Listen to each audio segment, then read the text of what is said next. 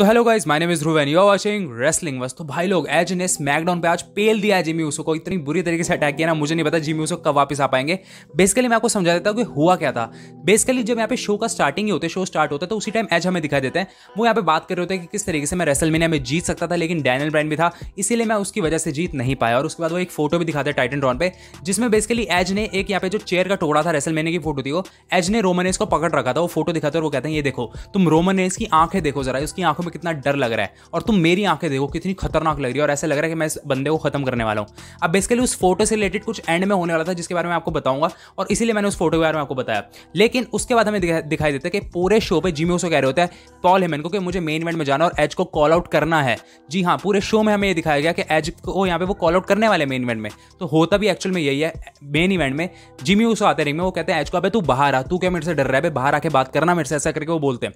तो उसी time as आ भी जाता है भाई बाहर, लेकिन एज आके कुछ ऐसी चीजें बोलता है जो जिमी ऊसो को बहुत ज्यादा पसंद नहीं आती। भाई एज कहते हैं भाई तुम्हें क्या हो गया, नो बडीज बिच वाला बंदा कहां गया, तुम जैसी हरकतें कर रहे हो ना, तुम उस बंदे की बिच ही लग रहे हो। और किस तरीके से रोमन रेंस ने तुम दोनों को यूज किया, पहले उसने जिमी ऊसो, पहले उसने जे ऊसो को यूज किया, अब वो बंदा तुम्हें यूज कर रहा है। तो इस चीज से जिमी ऊसो बहुत ज्यादा हर्ट हो गया। और उसके बाद जब एज ने अपनी बातें खत्म करके वो रिंग में आ गए, भाई रिंग की तरफ जा रहे थे, मुझे समझ आ गया भाई अब तो कुछ एक्शन दिखने वाला है, और मजा आ गया भाई, एक्शन हो गया। एज ने अटैक किया ऊसो पे, और ऊसो ने वापस कम बैक करने की कोशिश करी, पर ऑब्वियसली सामने एज थे। एज का दबदबा बना रहा भाई, कभी यहां स्लैम किया, कभी वहां स्लैम किया। लेकिन उसके बाद वो चीज होती है जिसके बारे में मैं आपको पहले बता रहा था, जो चेयर का टुकड़ा जिस तरीके से यहाँ पे एज ने रोमन रेंस को रेसलमेनिया में पकड़ा था, जिसकी फोटो दिखाई, उसी टुकड़े को लाते हैं और उसी तरीके से होल्ड कर लेते हैं, मतलब यहाँ पे लॉक लगा देते हैं जिमी ऊसो को। भाई जिमी ऊसो बोलता रहता है छोड़ो छोड़ो, टैप भी करते, लेकिन एज नहीं छोड़ते। स्मैकडाउन खत्म हुई है एक वार्निंग पे।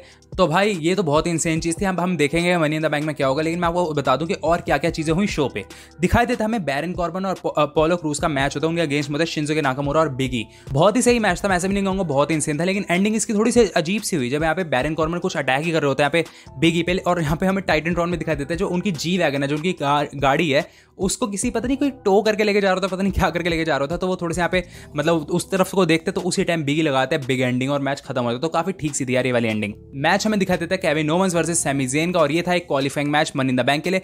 मैच बहुत तगड़ा था भाई, इतना फिजिकल मैच मुझे नहीं पता हमें पिछले कुछ टाइम में हेल इन अ सेल के अलावा कब दिखाई दिया है। एक बहुत खतरनाक मूवमेंट ये थी जब यहाँ पे केविन ओवंस टॉप रोप पे होता है और उसी टाइम सैमी ज़ेन उनको धक्का मार देता है, और रिंग की साइड में ना एक दो मतलब बेसिकली टेबल पड़े होते हैं, एक के ऊपर एक, और केविन ओवंस सीधा उस पर जाके क्रैश करते हैं। भाई बहुत खतरनाक थी, लेकिन वो बंदा फिर भी उठ गया। लेकिन एंडिंग इसकी ऐसी हुई जब यहाँ पे केविन ओवंस ने 3 पावर बॉम्ब लगाए भाई।